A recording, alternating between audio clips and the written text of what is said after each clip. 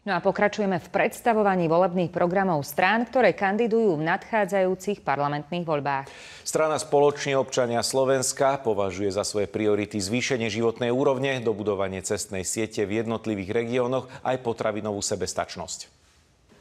Strana Spoločne občania Slovenska vznikla podľa predsedu ako reakcia na to, že na Slovensku klesá životná úroveň. Každý z nás, ktorý tu žije, či je to malé dieťa, alebo seniori, každý tu máme dneska dlh 13 000 eur. Tí ľudia, ktorí sú vo vedení nášho štátu, musia byť aj trestnoprávne zodpovední. Preto sme aj my pripravili návrh a petíciu, že každý politik, ktorý spácha nejakú ekonomickú újmu, takže to bude trestný čin. Nám není ľahostajný život ani dôchodcov, ani matkám, ktoré sú osamelé s deťmi.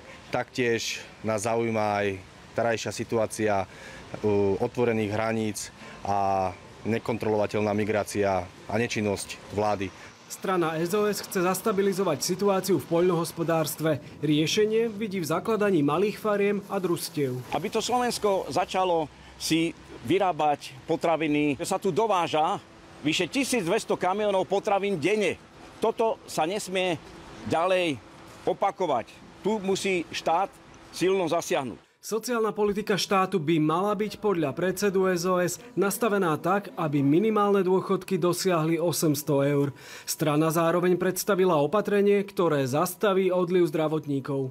My jediní hovoríme, že lekári, ktorí skončia školu, musia aspoň 10 rokov podpísať, aby odpracovali to, čo vložil do nich štát. Slovenské školstvo by malo prebrať princípy z fínskeho vzdelávania. Príkladom na zlepšenie podnikateľského prostredia by zas mali byť Rakúsko a Nemecko, kde podľa SOS je nezaplatenie faktúry trestným činom.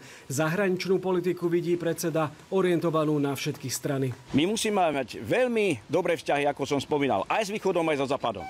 Nevyhradzovať sa týmto možnostiam. Ivan Tománek, RTVS.